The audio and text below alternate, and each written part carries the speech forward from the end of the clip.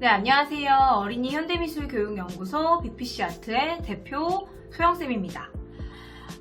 저희가 빅피쉬 블로그는 열심히 하는데 인스타도 열심히 하고요. 유튜브를 조금 그냥 근근히 하는 것 같은데 앞으로는 좀 천천히 시간이 걸리더라도 일주일에 한 번씩 정도는 미술 선생님이나 어린이 미술 교육에 관심이 많은 우리 부모님들을 위해 좀 여러 가지 정보나 노하우를 올려드릴까 합니다.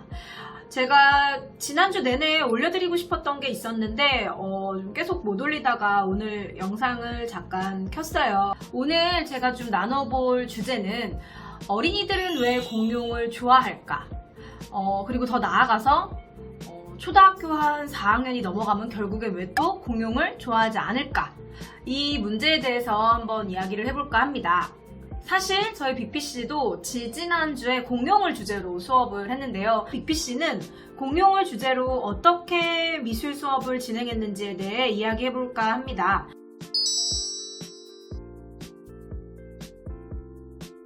일단 가장 쉽게 설명을 해보자면 공룡은 이름이 너무 재밌습니다. 그죠? 그리고 이름이 좀 계속 비슷하게 반복되죠. 라틴어 학명이잖아요. 그러니까 아이들은 이걸 외우면서 상당히 재미있어하고 모양도 특이하고. 근데 이렇게 그냥 저희가 생각하는 거로만 공룡을 왜 좋아하는지를 정의 내리지 말고 좀 전문가의 의견을 제가 빌어봤어요.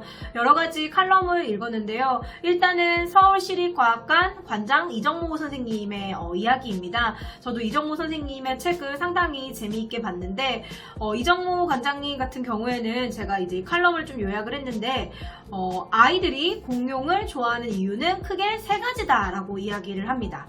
첫 번째, 공룡이 매우 크기 때문입니다. 우리는 큰 것의 매력을 느낍니다. 공룡만 그런 게 아니라 코끼리, 기린, 코뿔소, 맘모스, 고래, 아이들은 이렇게 큰 동물을 좋아하고요. 똑같은 고양이과 동물이더라 할지라도 크기가 큰 호랑이나 표범 이런 동물들이 멋있기 때문에 어린이들이 좋아한다고 합니다.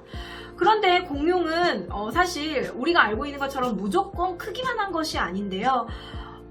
공룡 가운데 절반은 거위보다 작았다고 합니다. 우리는 큰 공룡의 형태, 큰 공룡에 대한 이미지만 기억을 한다고 합니다. 어쨌든 아이들이 공룡을 좋아하는 이유는 크기가 상당히 크기 때문입니다. 두 번째 이유는요, 이상하게 생겼기 때문입니다. 공룡은 지금 살고 있는 그 어떤 동물들과도 전혀 닮지 않았죠. 막 등에 뿔도 나 있고 목도 상당히 길고 어떤 공룡은 정말 신기한 것들이 막 몸에 달려 있고 꼬리도 특이하고 지금 우리가 보고 있는 그 어떤 동물보다 이상하게 생겼기 때문에 아이들이 좋아한다고 합니다. 이정모 관장님에 의하면 세 번째는 아이들이 공룡을 좋아하는 이유는 지금 존재하지 않고 있기 때문이라고 합니다. 아이들은 좀 사라진 것, 이제는 없는 것, 상상 속에 있는 존재들을 상당히 좋아하죠. 공룡도 그렇기 때문에 좋아한다고 이제 말하고 있는데요. 사실 공룡이 사라지지 않았습니다.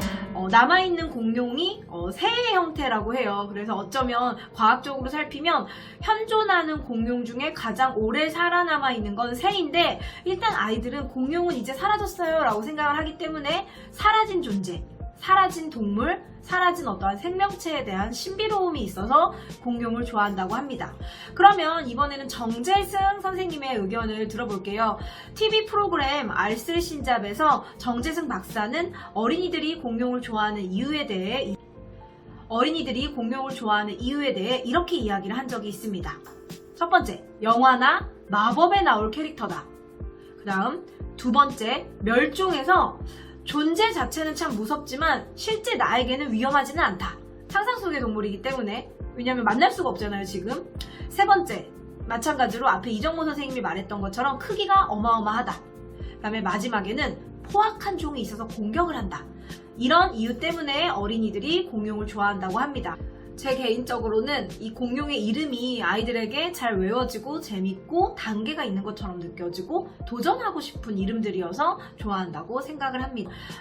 트리케라톱스, 티라노사우루스 이런 식으로 공룡 이름이 라틴어 학문명이잖아요. 학명이잖아요. 아이들은 머머스 이렇게 좀 반복되는 이름을 외우는 걸 좋아하기 때문에 본인이 외울 거리가 다양하고 그러다 보니까 좀 도전을 하게 되는 것 같아요. 그렇다면 가장 중요한 질문은 보통 막 어머님 아버님들이 우리 아이가 이제 4살, 5살, 7살 밖에 안 됐는데 저보다 공룡을 더 많이 알아요. 우리 아이는 공룡 박사예요. 정말 잘 외워요. 심지어 천재예요. 공룡 천재, 공룡 박사라고 불리던 아이들이 왜 시간이 흘러서 고학년이 되면 더 이상 공룡에 대해 관심을 갖지 않을까라는 질문에 주목을 해봐야 될 것 같아요. 이에 관해 이정호 선생님은 이런 말을 합니다. 아이들이 공룡을 좋아할 때 엄마들이나 아빠들이 공룡 이름을 외우는 것을 칭찬을 해주잖아요. 그러니까 즉 지식을 주입하고 암기하는 것, 열거하는 것 이것에 대해 칭찬을 해주다 보니까 아이들은 그 공룡 이름을 다 외우면 더 이상 호기심이 사라진다는 것이죠. 즉 어린이들이 공룡에 대해서 탐구를 할 때 이름을 많이 외운다고 칭찬을 하고 그것이 뭔가 너가 공룡을 많이 하는 거야. 너 정말 공룡에 대해 잘 알고 있구나, 좋아하는구나 이렇게 이야기할 것이 아니라 아이들이 정작 해야 할 질문은 공룡은 왜 발생했지? 또 공룡은 왜 멸종했지? 이런 것에 대한 호기심을 가져야 더 공룡을 오랫동안 좋아한다라는 거죠. 저는 이 칼럼을 보고 참 많은 걸 느꼈는데요. 우리가 때로는 아이들에게 너 되게 잘 외운다, 너 되게 많이 한다 이렇게 칭찬을 하는 것이 어쩌면 그 아이 입장에서는 외우는 것, 이성적인 것, 지식 이런 것들을 내가 잘 나열하고 열거해야 어른들에게 칭찬받는구나. 근데 이걸 다 외웠더니 더 이상 외울 게 없네? 그럼 난 이거에 대한 흥미가 없어졌어. 이런 생각을 갖게 하는 건 아닐까라는 생각이 많이 들어서 저희 역시 미술 수업을 할 때 아이들이 공룡 이름을 잘 외우고 공룡에 대해서 잘 지식적으로 많이 하는 것도 참 중요하지만 공룡은 왜 생겨났고 어떠한 생활을 했고 우리에게 어떠한 의미가 있고 또 결국에 왜 멸종됐는지에 대한 호기심 이 호기심을 계속 꾸준히 갖게 하는 것이 어린 시절에 우리 수없이 많았던 공룡 박사들이 성장을 해서도 멋지게 공룡에 대한 탐구를 하는 학자나 전문가가 될 수 있게 하는 길 아닌가라는 생각을 했습니다.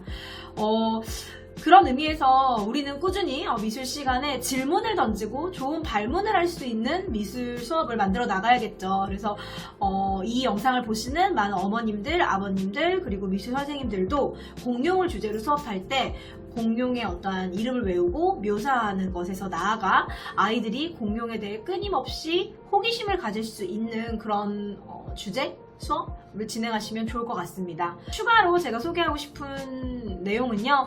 빅피씨가 이제 공룡을 주제로 수업을 하는데 아이들이 공룡을 표현할 때 다양한 재료를 썼으면 좋겠다는 생각이 많이 들었어요. 근데 때로는 재료를 자유롭게 마음껏 골라도 되지만 저희가 좀 주제를 갖고 탐구하는 재료들이 있습니다. 그래서 저희는 어린이들이 공룡을 표현할 때 케이블 타이라는 재료를 줘봤어요.